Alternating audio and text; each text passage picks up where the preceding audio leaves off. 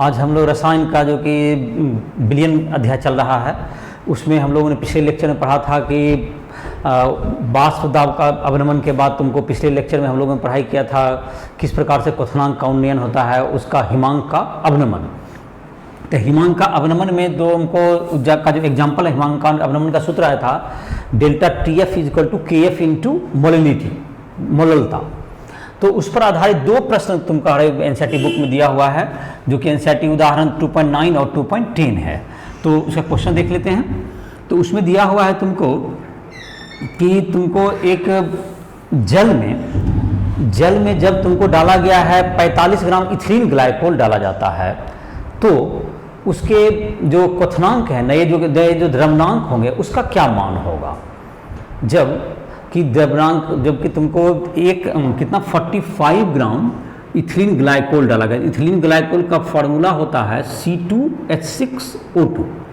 Ethylene glycol C2H6O2 का अनुभार निकाल लेते हैं पहले, ठीक है। इसका द्रव्यमान दिया हुआ है 45 ग्राम, अनुभार, तो अनुभार कितना हो जाएगा 12 गुना 2 प्लस 1 गुना 6 जोड़ 16 दूनी 32, 12 दूनी 24, 24 6 30 और 30 और 32 62 हो गया। ये 62 ग्राम पर मोल हो गया।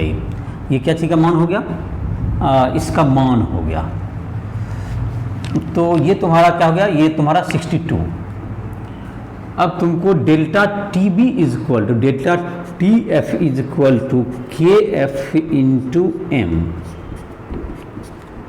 के एफ इंटू एम होता है। तो मोललता का सूत्र पे तोड़ देंगे इसको। के एफ का मान जो वाटर जल के लिए, जल है तुम्हारा यहाँ विलायक, जल के लिए के एफ का मान था 1.86 इंटू के एफ, यहीं पे मोललता भी निकाल लेंगे। तो मोललता क्या हो जाएगा तुमको? इथिलीन ग्लाइकोल का द्रव्यमान C2H6O2 का द्रव्यमान बटे C2H6O2 का मोलर द्रव्यमान या अनुभार भी कह सकते हैं इसको, गुना 1 मोल का द्रव्यमान गुना 1000 कर देंगे। जब विलायक का द्रव्यमान कौन सी में देंगे हम लोग? ग्राम में। यहाँ पर है विलायक है तुम्हारा जल है, जिसका कि 600 ग्राम दिया हुआ है। तो ग्राम विलायक का द्रव्यमान ग्राम में यहाँ देना होगा। तो 1000 से किलोग्राम बदलने के लिए 1000 कर दी, चूँकि मोललता में 1 किलोग्राम में देना पड़ता है। तो अब इसमें बैठा दो फॉर्मूला पर, तुम्हारा आसानी से आ जाएगा। इसमें कितना हिमांक का अवनमन होगा? तो दैट्स इक्वल्स टू 1.86, और ये दिया हुआ तुमको क्वेश्चन में देखो 45 ग्राम दिया हुआ, 45 ग्राम। तो 45 अनुभार हमने यहाँ पे कैलकुलेट किया है 62 इंटू 1000 बाय 600 ग्राम दिया हुआ है। तो इस प्रकार से क्या आ जाएगा तुमको? ये तुम्हारा जो है, तुमको इसको कैलकुलेशन करेंगे तो ये 2.2 केल्विन आ जाएगा। ये तुम्हारा 2.2 केल्विन आ गया तुम्हारा ये। और अब तुम्हारा हो गया, तुमको ये 0.6 हो गया, ये तुम्हारा सब कैलकुलेशन करके 2.2 केल्विन आ जाएगा। तो ये हुआ कि इसका जो हिमांक में अवनमन हो गया 2.2 केल्विन। तो जल का हिमांक होता कितना है? जल का हिमांक बराबर 0 डिग्री सेल्सियस या 273.15 केल्विन इतना होता है। तो नया हिमांक क्या हो गया? तो नया हिमांक इतना घट गया, तो उसको घटा दिया जाएगा। तो नया हिमांक बराबर, नया हिमांक कितना हो जाएगा? इसका तुमको घटा देंगे 273.15 केल्विन में कितना घट गया? 2.2 केल्विन तुमको माइनस हो गया। हिमांक का इतना अवनमन हुआ। डेल्टा टी एफ क्या है? हिमांक का अवनमन, इसको कहते हैं हम लोग हिमांक का अवनमन। हिमांक कितना घटा, तो ये घटा इतना, तो ये हम लोग 2.2 केल्विन निकल गया। तो इसका हिमांक कितना होगा? इसको घटा देंगे तो 270.95 केल्विन तुमको जल का हिमांक हो गया। तो इस प्रकार से क्या हो गया तुम्हारा? ये 2.9 नंबर एग्जाम्पल हो गया तुम्हारा। 2.10 भी इसी फार्मूला पर आधारित है। 2.10 भी निकाल लेते हैं। देखो एनसीईआरटी उदाहरण 2.9 हो गया तुम्हारा, इसको मिटा देते हैं, तुम समझ गया होगा। तो ये आसानी से मोललता का सूत्र क्या होता है? विलेय का मोल बटे विलायक का द्रव्यमान किलोग्राम में। तो फिर विलायक का द्रव्यमान ग्राम में दिया हुआ है, तो 1000 से भाग करके किलोग्राम बदल लेते हैं। और मोल निकालने के लिए क्या करते हैं हम लोग? मोल निकालने के लिए द्रव्यमान बटे मोलर द्रव्यमान या अनुभार कर लेते हैं। इसी प्रकार का एक क्वेश्चन है जो कि दिया हुआ है बेंजीन उसमें विलायक है। इस प्रकार का एक क्वेश्चन है जिसमें कि विलायक का नाम दिया हुआ है तुमको बेंजीन है, और उसमें तुमको एक जो है तुमको एक बिले का डाला गया है जिसको वैद्युत अनपघट्य है, मतलब कि वह टूटता नहीं, चूंकि वैद्युत अपघट्य होने पर क्या फर्क पड़ता है उसके बारे में हम लोग जो है नेक्स्ट लेक्चर में चर्चा करेंगे। अगला जो लेक्चर होगा उसमें हम लोग चर्चा करेंगे। आज के लेक्चर में ये क्वेश्चन है, उसमें परासरण और परासरण दाब इसकी चर्चा होगी, और नेक्स्ट लेक्चर में हम लोग देखेंगे जब वैद्युत अनपघट्य अभी लिखा हुआ है तुम्हारे प्रश्न में वैद्युत अपघट्य होगा तो उसमें प्रश्न में क्या चेंजिंग होगा उसको हम देखेंगे। तो ये भी तुमको है, इसके यहाँ पर बदल देते हैं। एनसीईआरटी का उदाहरण नंबर 2.10 2.10 है ये। तो इसमें दिया हुआ है तुमको बेंजीन का, जहाँ तक है बेंजीन का द्रव्यमान दिया हुआ है तुमको 500 ग्राम दिया हुआ है, और बेंजीन का 50 ग्राम, तो बेंजीन का द्रव्यमान है 50 ग्राम दिया हुआ है, और इसमें 1 ग्राम वैद्युत अनपघट्य जो विलेय है उसको डाला गया है।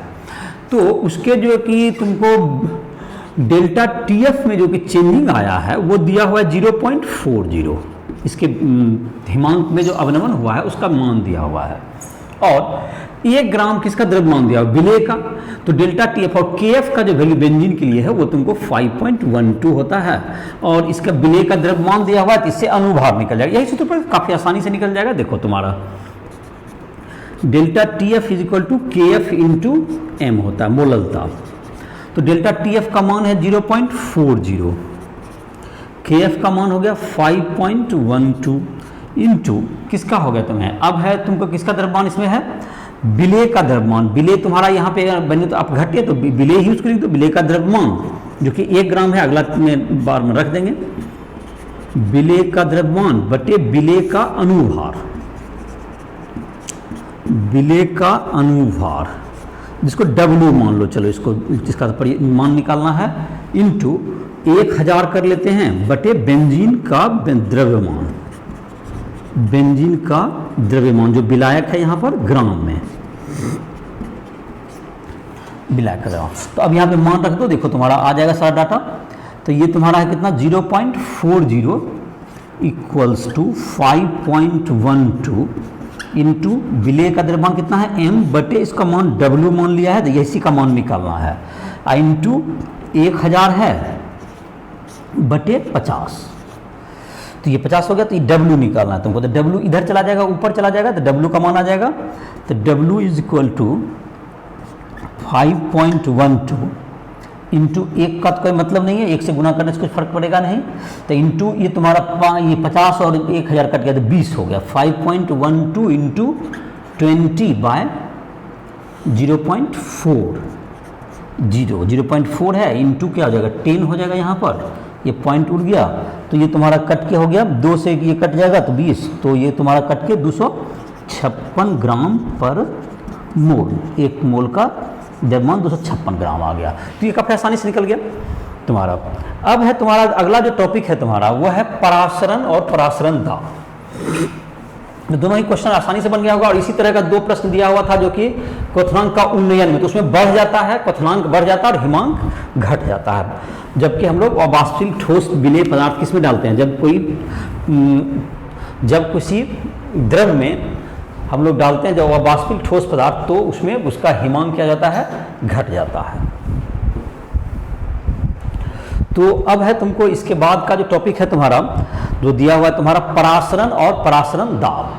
तो परासरण का इंग्लिश होता है ऑस्मोसिस, और परासरण दाब का हो गया ऑस्मोटिक प्रेशर। ऑस्मोसिस नाम सुना भी होगा, हो सकता है, परासरण दाब बायोलॉजी में भी आता है, परासरण और परासरण दाब। तो परासरण की घटना क्या होती है, जब तुमको एक बर्तन में एक तरफ रख दें हम लोग विलायक, शुद्ध विलायक, और एक तरफ विलयन रख दें, और दोनों को एक अर्ध पारगम्य झिल्ली कहते हैं, जैसे कि तुम्हारा चमड़ा वगैरह होगा, ये भी अर्ध पारगम्य झिल्ली होता है, कोई कपड़ा हो सकता है, जिससे कि विलेय के अणु तो खैर इधर उधर नहीं जा सके उस छिद्र से, उस झिल्ली से, लेकिन विलायक के अणु जो होंगे वह इधर से उधर जा सकते हैं। तो इस स्थिति में क्या होगा कि एक तरफ से तुमको विलायक के अणु के गति के कारण तुमको एक तरफ देखोगे कि विलायक के अणु का मूवमेंट शुरू हो जाएगा, और यह घटना कहलाती है परासरण। और इसको लिख लेते हैं, जैसे कि चौथा नंबर है तुम्हारा, इसको हम लोग लिख लेते हैं। 3 अभी तक बता चुके हैं हम लोग। अब चौथा नंबर है परासरण अनुसंख्यक गुण हम लोग का चल रहा है, जिसका चौथा है ये परासरण और परासरण दाब, ऑस्मोसिस एंड ऑस्मोटिक प्रेशर।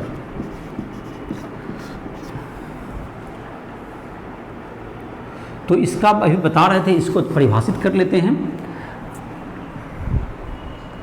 जब विलयन तथा शुद्ध विलायक को, जब विलयन तथा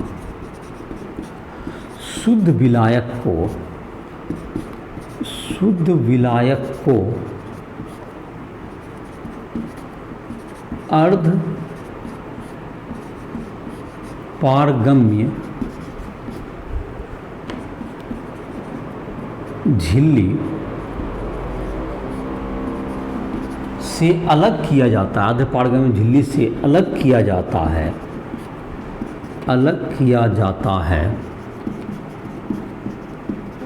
तो विलायक के अणु, अर्ध पारगम्य झिल्ली का क्या विशेषता बताया कि इससे विलायक के अणु तो जा सकते हैं, लेकिन विलेय के अणु इसको पार नहीं कर पाए। तो विलायक के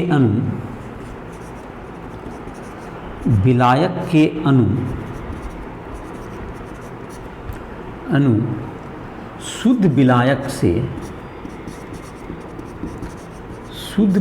से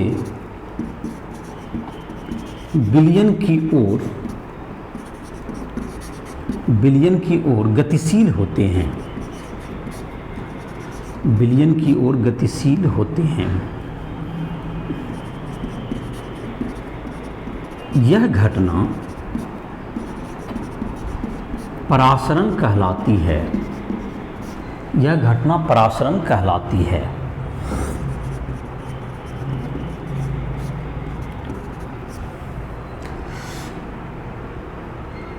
परासरण की घटना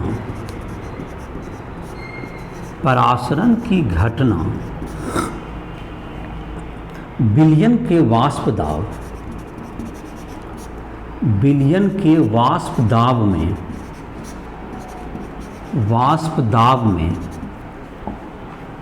कमी के कारण होती है, तो कमी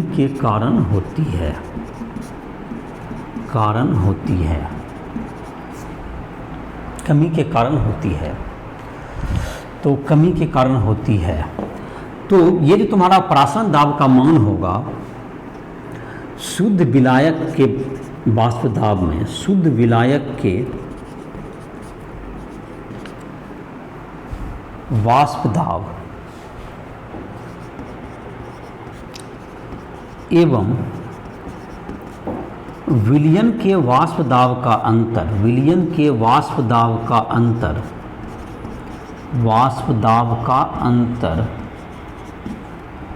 परासरण दाब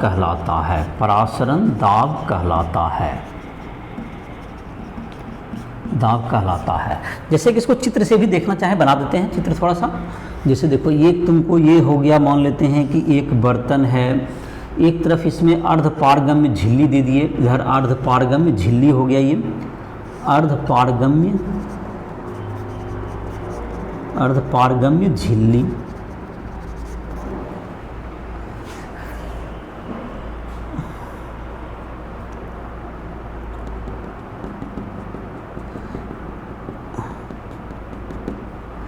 तो इधर की तरफ है तुमको विलयन अगर है, तो विलायक का जो अणु है तुमको जबकि इधर से पास करता है, ये शुद्ध विलायक है अगर, तो इधर की तरफ ये शुद्ध विलायक होगा, ये क्या हो गया शुद्ध विलायक।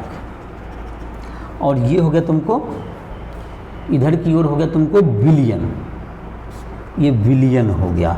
ये अर्ध पारगम्य झिल्ली का मतलब हो गया कि ये जो झिल्ली है, जैसे कि बताइए तुम्हारा चमड़ा जैसे है, या तुमको कोई कपड़ा हो सकता है जैसे कि जिससे कि विलायक के अणु से पास कर सकें और विलेय के अणु नहीं जा सकें।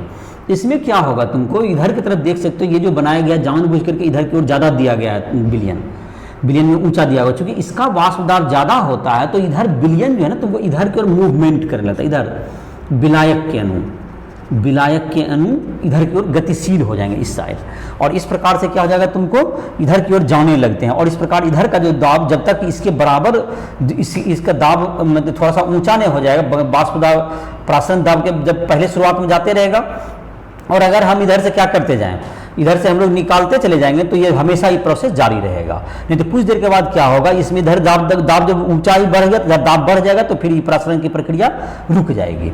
ये इधर से इधर जाना यही क्या कहलाता है, प्रासरण कहलाता है। और दाब का अंतर जो होगा ये प्रासरण दाब कहलाएगा। जैसे कि इसको मान लेते हैं, इसको बना लेते हैं हम। अब मान लेते हैं कि यदि शुद्ध विलायक का वाष्प दाब, यदि शुद्ध विलायक का वाष्प दाब P0 तथा विलयन का वाष्प दाब P हो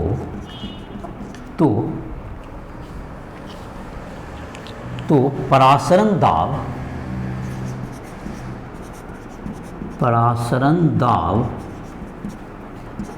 पाई बराबर P0 माइनस P, पाई बराबर P0 माइनस P। परासरण दाब जो होता है विलयन में, जब हम लोग जितना जो कि मोल का अंश होगा, मोल मतलब परासरण दाब पाई, यदि विलयन का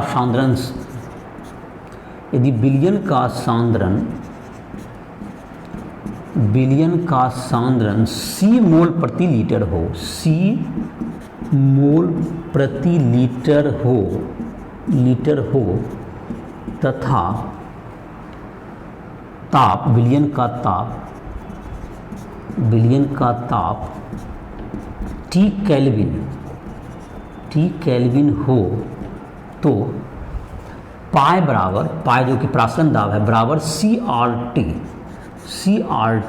R बराबर कहते हैं, R का मान होता है गैस नियतांक, कहते हैं इसको गैस नियतांक, और जिसका मान हो जाता है तुमको 0.083, और तुमको हो गया बार लीटर में आयतन होना चाहिए पर मोल और पर केल्विन, ये तुम्हारा हो गया 0.083 पर मोल पर केल्विन। तो खैर ये तुम्हारा हो गया। ये तुम्हारा क्या क्या हुआ, इसको फिर से एक बार रिपीट कर देते हैं। देखो परासरण क्या होता है, जब एक तरफ क्या रखते हैं शुद्ध विलायक और एक तरफ विलयन रखते हैं और उसको आज पारगम्य झिल्ली से अलग करते हैं, ऐसा झिल्ली जिससे कि विलायक के अणु जा सकते हैं, तो शुद्ध विलायक की तरफ का वाष्प दाब ज़्यादा होता है, और विलयन में जब हम लोग विलयन में जबकि वाष्पिक ठोस डालते हैं तो उसका वाष्प दाब घट जाता है। इसका जब वाष्प दाब घट जाएगा तो जिधर वाष्प दाब ज़्यादा है, अधिक दाब से कम दाब की ओर क्या होता है, विलायक के अणु की गति होने लगती है। यह घटना क्या कहलाएगी, विलायक के अणु शुद्ध विलायक में जिसका वाष्प दाब अधिक है उससे कम वाष्प दाब जिधर की विलयन में होगा उधर की ओर गतिशील होने लगता है। यह घटना परासरण कहलाती है। और दोनों के जो दाब का जो अंतर है वह क्या कहलाती है, परासरण दाब कहलाएगी।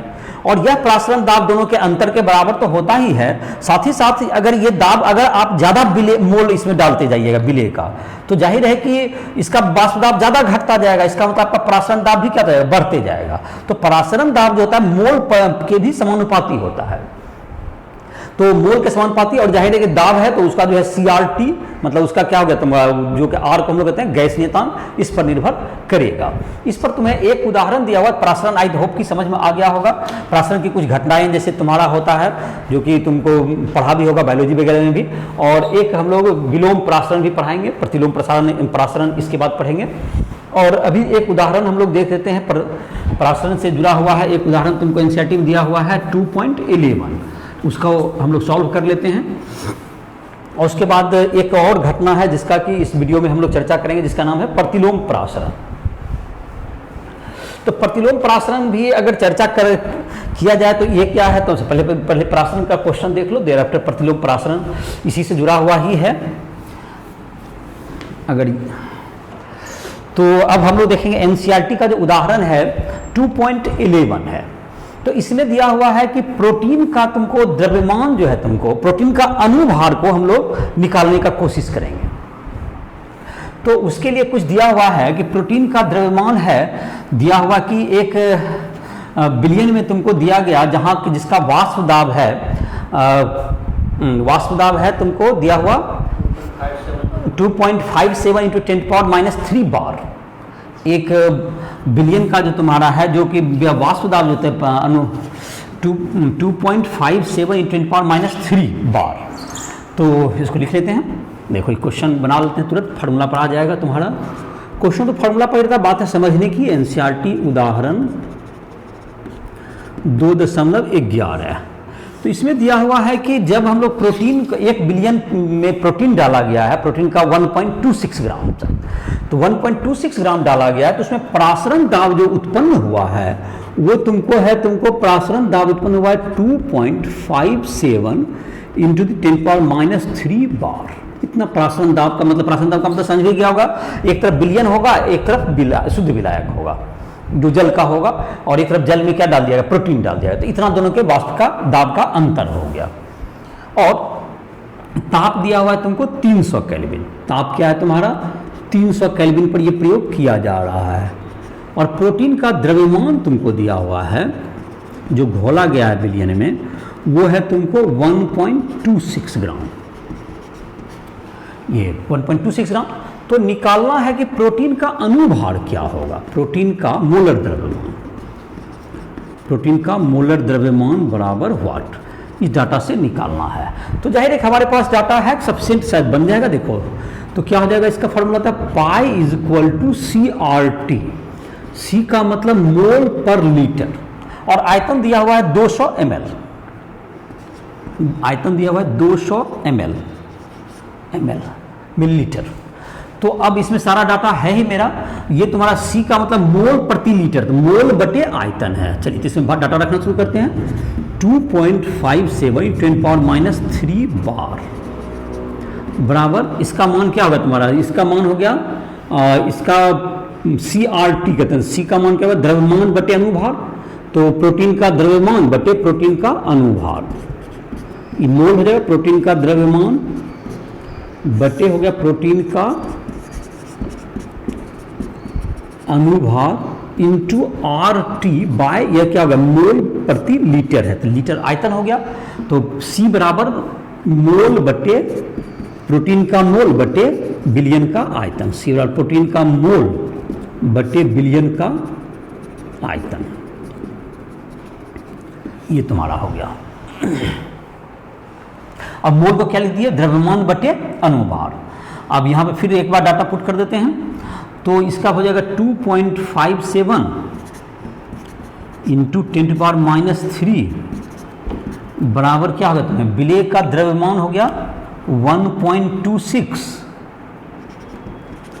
बटे अनुभार हो गया m गुना 0.082 इंटू 300 बटे आयतन कितना हो गया 0.2, 200 ml तो 0.2 लीटर। ये लीटर में देंगे तब ये तुम्हारा 0. ये बार एटमॉस्फेयर लीटर था, इसलिए इसका मान तुम्हें तब लीटर में आएगा। तो m का मान तुम्हारा आ जाएगा, तो m बराबर ये भाग पड़ जाएगा इधर जाके।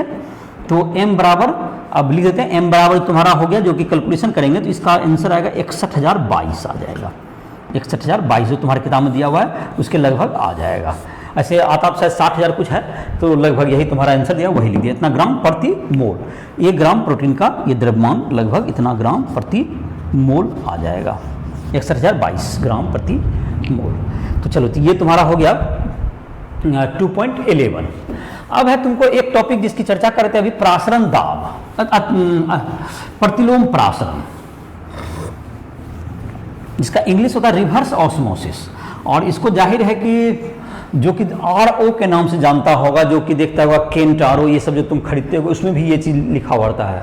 तो उसमें जो पानी का शुद्धिकरण किया जाता है, ये जो कि तुमको जो बहुत सा जो कि कंपनी का तुम्हारा जो है जो आरओ आता है, जो फिल्टर के रूप में जिससे पानी को शुद्ध किया जाता है, उसमें भी इसी का रिवर्स ऑस्मोसिस प्रतिलोम प्रासरण का प्रयोग करके ही उसमें पानी का शुद्धिकरण किया जाता है। पानी के जो कि पानी से जो कि उसमें जो घुले हुए जो लवण हैं उन सबों को निकालने में किसका प्रयोग किया जाता है? प्रतिलोम प्रासरण। तो ये चीज़ क्या हो गया? तो अभी हम लोगों ने प्रासरण देखा, अभी हम लोग देख लेते हैं प्रतिलोम प्रासरण, रिवर्स ऑस्मोसिस, जिसका मैंने कहा कि आरओ नाम से परिचित होगा, जो कि तुमने देखा होगा, जो कि बहुत से कंपनी का नाम में सुनता होगा कि आरओ जुड़ा हुआ रहता है, रिवर्स ऑस्मोसिस प्रतिलोम प्रासरण। तो देखो वो तुम्हारा बता दे रहे हैं,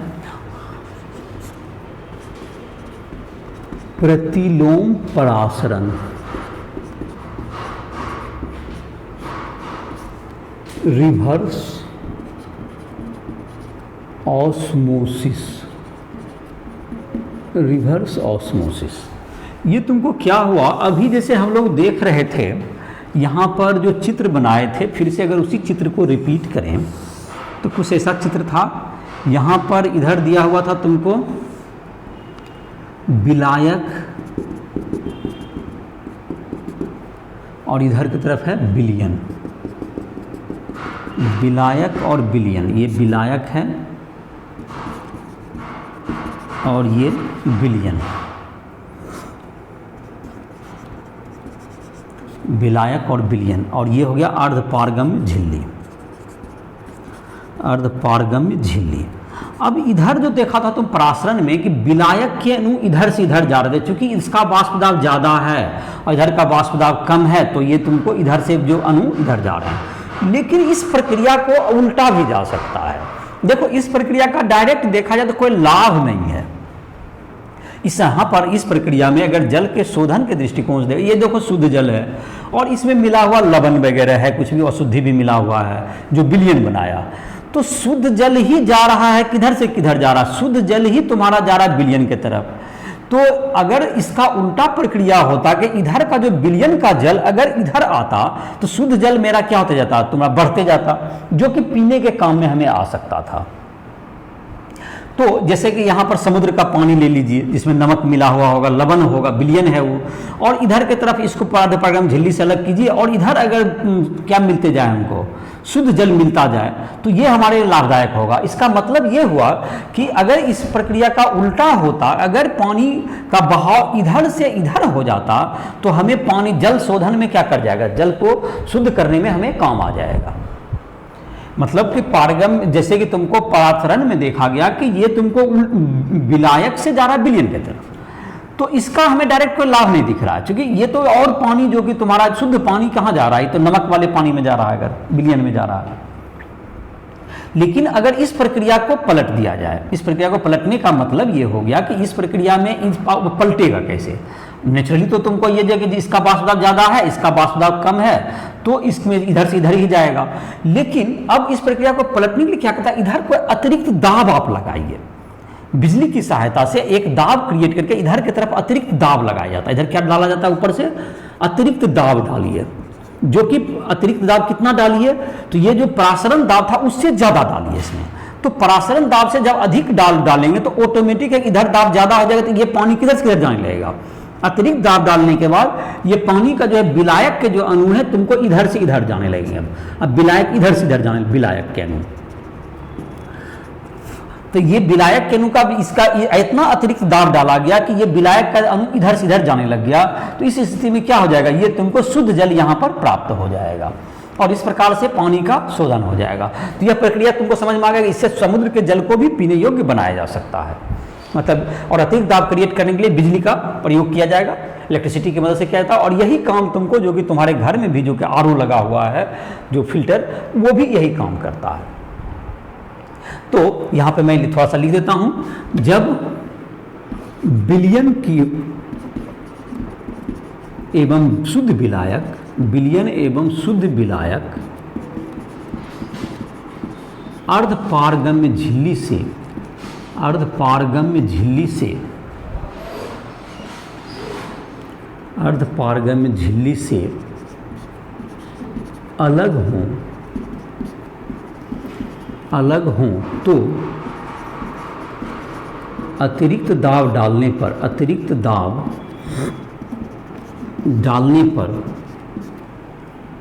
डालने पर विलायक के अणु विलयन से शुद्ध विलायक की ओर गतिशील होते हैं। यह प्रक्रिया प्रतिलोम परासरण कहलाती है। प्रतिलोम परासरण कहलाती है। यह प्रक्रिया प्रतिलोम परासरण कहलाती है। तो यह प्रतिलोम परासरण हो गया। और प्रतिलोम परासरण की सहायता से जल का, समुद्र के जल का शोधन भी किया जा सकता है। प्रतिलोम परासरण की मदद से समुद्र जल को पीने योग्य बनाया जा सकता है। समुद्र जल को भी पीने योग्य बनाया जा सकता है। पीने योग्य बनाया जाता है। और घर में तो आप लोग जैसे कि ये सिंपल वाटर है तो उसमें भी आप इसका प्रयोग करते ही हैं। तो ये तुम्हारा घटना हो गया, इसको प्रतिलोम परासरण कहेंगे। अब इस चैप्टर में तुम्हें एक और टॉपिक बच गया जिसका नाम है तुमको असामान्य व्यवहार, जिसमें कि अभी बता रहे थे थोड़ा देर पहले कि वैद्युत अपघट्य अगर तुमको है, वैद्युत अपघट्य अगर है जो कि एक से अधिक भाग में टूट जाएगा तो अनुसंख्यक गुण किस प्रकार प्रभावित होगा, उसके बारे में हम लोग चर्चा करेंगे। तो अभी तक जो तुम्हारा था अनुसंख्यक गुण का हमने देखा, चारों अनुसंख्यक गुण को हमने पढ़ लिया बारी बारी से। चार अनुसंख्यक गुण थे जो कि ऐसा विलयन का ऐसा गुण जो कि कणों की संख्या पर निर्भर करता, ना कि उसके क्या कहते हैं उसके प्रकृति पर, वह क्या कहलाती है अनुसंख्यक गुण। और अनुसंख्यक गुण चार थे। वाष्प दाब का अपेक्षिक अवनमन, दूसरा वाष्प दाब का अपेक्षिक अवनमन क्या होगा, जब हम विलय में अवाष्पित ठोस डालते हैं तो विलयन का वाष्प दाब क्या जाता है, शुद्ध विलायक के वाष्प दाब से कम हो जाता है। और दूसरा था तुमको इसके कारण क्या था, उसके क्वथनांक में क्वथनांक बढ़ जाता है, उसका हिमांक जो होता है वो घट जाता है। और उसमें जो है तुमको परासरण दाब, मतलब कि दोनों का शुद्ध विलायक और विलयन को एक तरफ रखें तो उन दोनों के बीच में एक दाब उत्पन्न हो जाता है, दाब का अंतर उत्पन्न हो जाता है, जिसे हम लोग परासरण दाब कहते हैं। तो ये तुम्हारा हो गया, ये चार ऑस्मोटिक प्रोसेस, और ये चार थे तुम्हारा अनुसंख्यक गुण। और चारों का जो क्वेश्चंस वगैरह थे उसको भी तुमको ये चर्चा कर दिया गया। और एक उसके साथ साथ प्रतिलोम परासरण, इसकी भी चर्चा कर दी गई।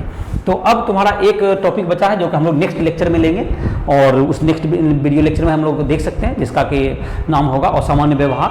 और उसके बाद ये चैप्टर का तुम क्वेश्चन वगैरह बना सकते हो। और जिस भी स्टूडेंट को दिक्कत हो, राइस ट्यूटोरियल ऐप को प्ले स्टोर से डाउनलोड करके हमसे संपर्क कर सकते हो, और कोई भी क्वेश्चन पूछना हो वो हमसे संपर्क कर सकता है। तो इसी के साथ इस लेक्चर को समाप्त कर रहे हैं।